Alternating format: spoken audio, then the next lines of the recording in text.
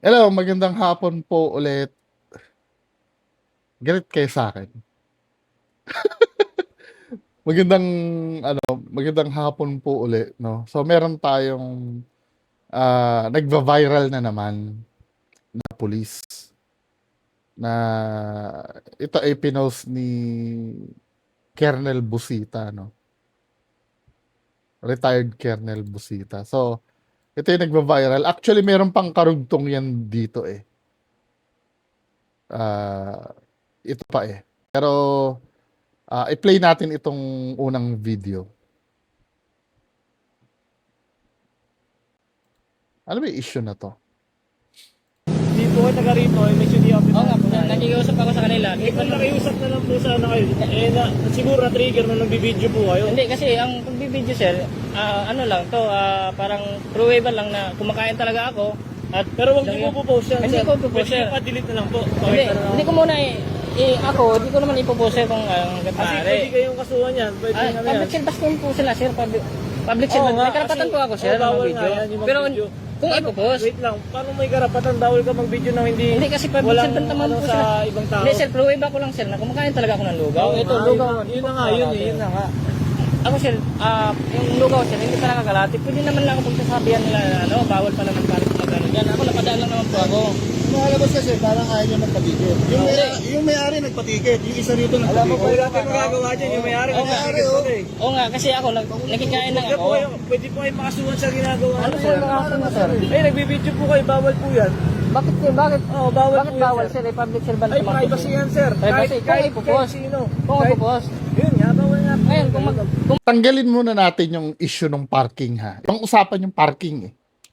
Ang main topic dito sa video na to, ayon dito sa caption ni Colonel Busita,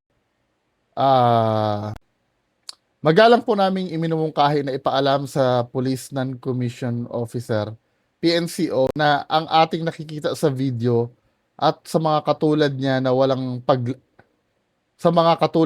walang paglabag sa RA 10173, Data Privacy Act of 2012, ang rider na nagbi-video.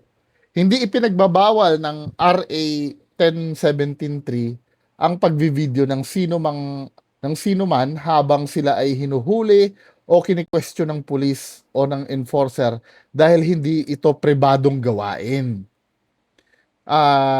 Kundi pagtugon sa kanilang mandato. Iminumungkahi din po na gumamit ng readable name cloth ang ating mga pulis sa kanilang vest at ipagbawal ang paggamit ng dark eye glasses habang ginagampanan ng kanilang trabaho. Nararapat lamang na nakikilala at maayos na nakikita ng mga mamamayan ang pangalan at mukha ng mga pulis bilang sa mga public servants, lalo na sa mga insidente na kanilang imbestigahan at sangkot sila. Suportahan po natin ang pagbabago sa PNP, bla bla bla. So ang issue dito, yung pagvi-video, matagal ko na itong tinatopic sa akin, eh. Na pagka public yung conversation, walang expectations of privacy doon. Ilang abogado na nga ang kinuhanan ko ng ng statement regarding diyan. Kapag walang expectations of privacy, hindi siya bawal gawin. Lalo na pag nasa public na lugar na ganyan. May nangyaring insidente na humakot din ako ng basher nun dahil ginamit na naman ang emosyon. Naalala nyo si Yana Motovlog? Si Yana Motovlog ay sinuspend din ng 3 months yung kanya lisensya, di ba, ng LTO. Kasi nga, parang meron siya nakagit-gita na pick-up truck sa probinsya. Di ba? Tapos, abang nakagit-gita niya nun, inabangan nila eh. Tapos pinagmumura niya sa daan, tapos in-upload niya yung video. Ngayon,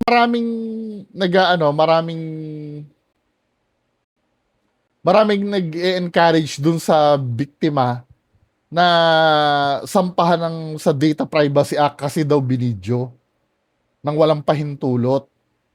Ako yata yung bukod tanging tumutol na hindi mo pwedeng kasuhan ng Data Privacy Act dahil nasa public na lugar yung nangyari.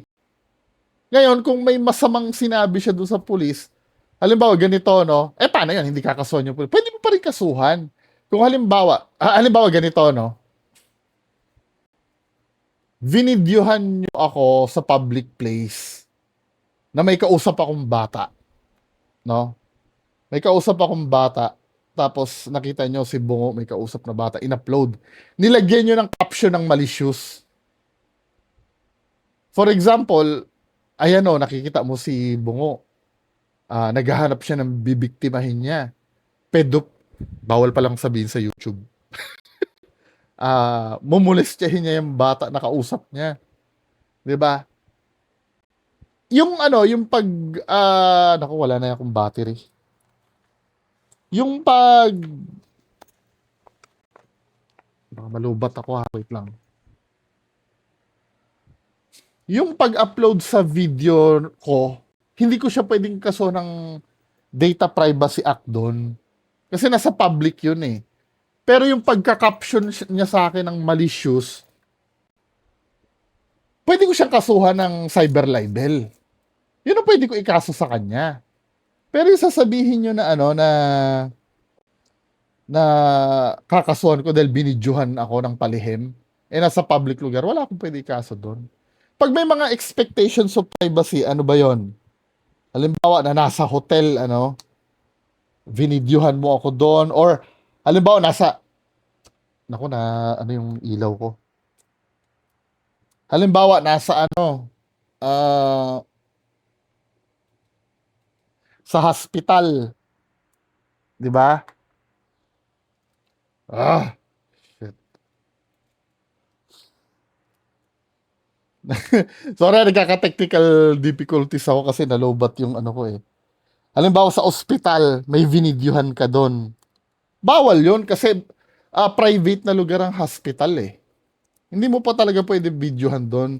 Alam nyo ba, nung kami ay estudyante, nung nursing kami, di ba, yung kapanahunan namin, uso na yung mga cellphone videos, di ba?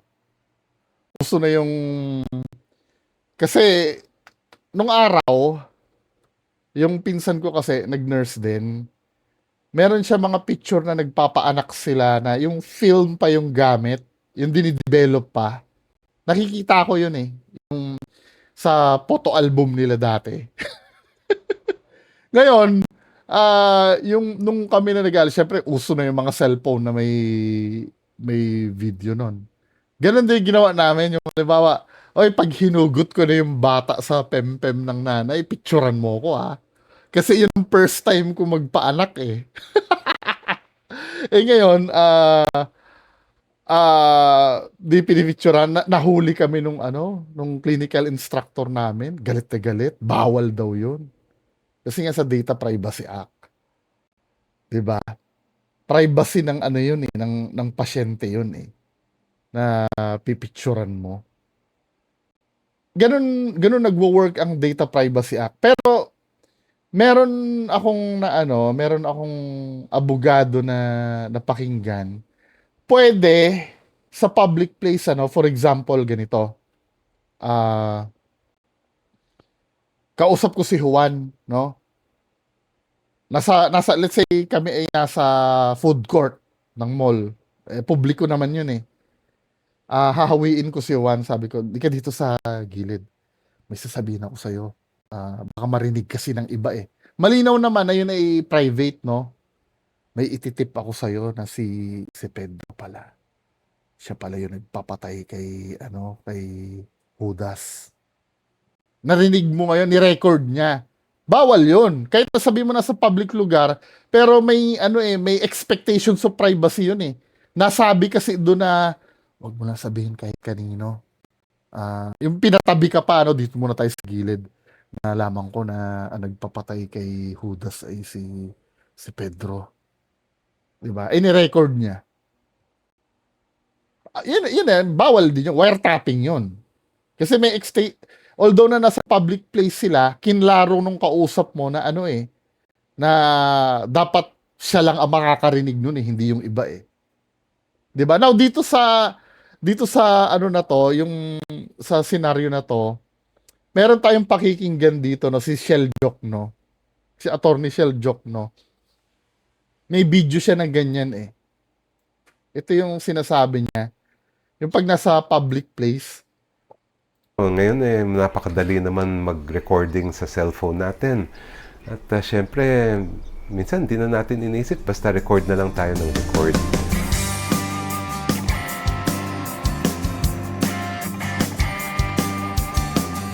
Magandang araw mga kakampi. Attorney Shell Jokno po. May tanong sa ating free legal help hindi niya pa sinabi mga kakamping. desk. Ang tanong ko po ay meron po bang batas na nagbabawal sa pag-video ng isang private individual or public servant kung kami ay nag-argue? Halimbawa dahil sa traffic problem. Kung meron po, sino po ang dapat Di i-video ba perfect na perfect ito doon sa nangyayari? Yung nire-react nating video. at sino ang hindi dapat i-video? Ganda ng tanong ninyo. Alam nyo, ngayon napakadali naman mag-recording sa cellphone natin. At syempre, minsan di na natin inisip, basta record na lang tayo ng record.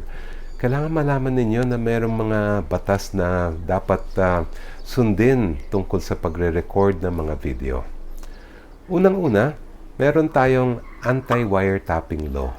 At ang nakasaad dito ay hindi pwedeng mag-recording ng isang private communication or private conversation na walang consent o pahintulot ng lahat ng andun sa recording na yon.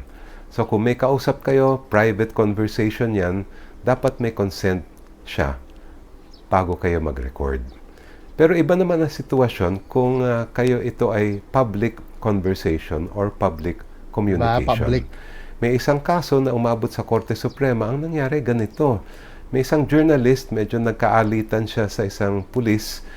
Pinag-iinitan siya ng pulis sa loob ng isang police station. Ni-record ng kasamahan niya at ginamit na ebidensya sa isang kaso. Ang tanong ay, pwede bang gamitin yun na evidence, yung recording na yun, at wala naman pahintulot ng pulis? Ang sabi ng Supreme Court, yan ay isang public communication o Public place public din. conversation Yung kahit istasyon pala ng pulis, no? at pwedeng gamitin yon kahit walang consent ang pulis. So dun sa inyong tanong, let's say meron traffic stop, nasa public place naman kayo, kausap nyo yung pulis, pwede bang i-record yon? Sa tingin ko, pwede dahil yan ay public communication o public conversation naman yan at kahit walang pahintulot ang pulis, you should be able to record that conversation. Mga kakampi, kung may gusto kayo malaman, Kaya nga, ang pinaka-key doon, yung public, walang expectations of privacy. 'Di ba? Kaya lang, kahit na ganyan, record ka ng record, mag-iingat ka rin sa ika-caption mo dun sa ipopost mo. Hindi porkit, ay hindi, pwede naman mag-record, public place naman yan eh. Pero kung katulad ng example ko kanina, binibigyan mo ng masamang meaning yung yung nangyayari na hindi naman talaga yun ang nangyari, pwede ka ma-cyber libel doon. Cyber libel ang magiging kaso mo, hindi Data Privacy Act. 'Di ba? Yan ang tamo yung kay Yana Motovlog, yung marami nag-encourage doon. Wala, hindi nakasuhan kasi nga hindi yung walang maikakaso kay Yana Motovlog eh. 'Di ba? Kahit na anong niya pa. Kahit na anong galit ng mga tao, kahit anong emosyon ng mga tao na naparusahan si Yana Motovlog, walang naikaso sa kanya. 'Di ba?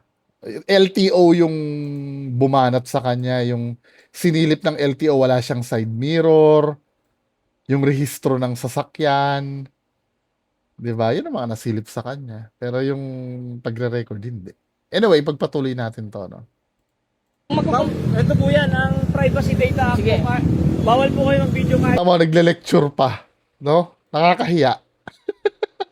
kahit sino. Kung Kahit, magpo-post. yun nga, bawal nga po. Ngayon, kung mag... Ito po yan, ang privacy data act Sige. po. Bawal po kayo ng video kahit sino ano kung walang ano sa kanila. Kung walang consent sa kanila. Yung article, no? Hindi. Bakit bawal sir? Hindi na. Hindi, ganito na lang. Ganito Ganito na lang. lang naman po sir na kumakain talaga ako. Ganito na lang. Huwag ka na makulit. Sige. Makinig ka na sa akin. Nagpatikit yung may-ari. Ibig sabihin, sumusunod sila dito. Oo Ngayon, kahit i-post mo yan, alam naman nila nagpatikit sila kasi mabawal talaga dito. Oo nga po sir. Hindi ko Tingnan mo naman ako, nakahasad ako. Bibili lang din ako sana eh. Ayun na nga po sir. Kung bibili lang po pala kayo ako, kumakain lang naman ako. Parehas na naman po eh. Hindi. Pero kung kumakain ka, ang tagal nun eh. 'Di ba? Ang tagal nun eh. Ano bang hinuhuli sa kanya? Illegal parking ba? Dadako na tayo dun sa kaso niya. Tapos na tayo dun sa pag-video-video. Ha? Yung ah yung gagawin niya kakain? Matagal na yun eh. Alam nga naman matapos kang kumain ng 5 minutes, syempre, after mong kumain doon, di ka naman makakatayo agad at makakalarga. Syempre, magpapababa ka muna, iinom ka muna ng tubig doon. Or kung ano, magyoyosi ka pa, di ba? Ewan ko, sa bagay, hindi pa natin alam yung full details, no? Tawag rin kasi sa amin to kaya pupunta ako dito. Kaya yung nakakasad ako kahit mga part ko. Kasi nga, mayroon naman dito. Hindi nga ako magtatagal sir. Kasi kumakain lang akong lugaw. Ilang minuto lang naman yung lugaw eh. Ito sir, titigita nyo. Opo, yes. Dali namin sa tapos namin. Paano yung trabaho ko dun? Headquarters ka na lang magpaliwanag. Yung trabaho ko dun sir eh. Ayaw mo kami bigyan nito. Next, may isa pang video eh. So, ito yun, ano. Sabi naman dito, naniniwala po ang RSAP na nararapat lamang ipagbawal ang obstruction sa kalsada at sa shoulder nito para sa kaayusan ng trapiko at para maiwasan ang aksidente na maaaring maidulot ng ganito. Ganun pa man, naniniwala din po kami na hindi dapat hulihin ang motorista na katulad ng rider na mapapanood natin sa video habang nananatiling nakatayo sa tabi ng kalsada ang malaking puno ng kahoy dahil ito ang tunay na obstruction at maaaring maging dahilan ng vehicular accident sa lugar na ito. Sa ngalan po ng tunay na serbisyo publiko, magalang naming hinihiling ang inyong atensyon at kaukulan aksyon kaugnay sa usapin na ito. Sa kapatid naman nating rider na nahuli, maaari kang tumawag sa... So, kinakampihan niya yung rider. Panoorin nga natin to. Kumakain po ako sa lugawan, napadaan lang po ako at hindi naman po ako taga rito. So naglagay lang po ako dito, hindi naman po ako magtatagal. So dahil kumain ako, iniwan ko yung motor dito, titikitan nila ako kasi illegal parking daw. Hindi naman po ako magtatagal kasi hindi naman po ako taga rito, napadaan naman po ako. At pagkatapos ko kumain, alis naman po ako agad. Hindi yung pagkain mo kasi, yung pagkain mo kasi, hindi reason. Nag-park ka pa rin kasi talaga. Wait lang, ilang minuto ba dapat ang illegal parking? Tingnan nga natin kung masasagot ng AI yon. Tingnan natin ha. Google ang babasihan natin.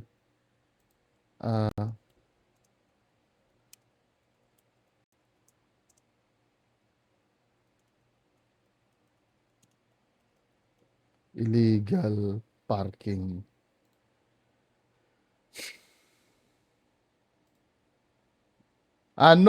In the Philippines, ito, basahin natin ano. In the Philippines, there is no minimum grace period to consider parking illegal. Any vehicle parked in a prohibited zone or unattended no parking area is technically committing an offense the moment it stops. Ito, may 5-minute consideration daw ang MMDA. The Metropolitan Development Authority often applies 5-minute rule as courtesy to motorists when enforcers spot an illegal parked vehicle. They will blow their whistle or sound their horn and start a 5-minute timer. If you return and move your car within those 5 minutes, your vehicle will not be towed, but you still receive illegal parking ticket. May ticket pa rin. So walang mahuhuli ka talaga. Now dito sa personally, parang hindi ako agree dito sa dahilan ni Colonel Busita. Sorry ha. Kasi parang sinasabi ni Colonel Busita, habang nananatiling nakatayo sa tabi ng kalsada na may malaking puno ng kahoy, dahil ito ang tunay na obstruction daw yung puno ng kahoy. Pero kung illegal parking talaga doon sa na yun, parang capping out na lang ito ni Colonel Busita kasi napasubo na eh.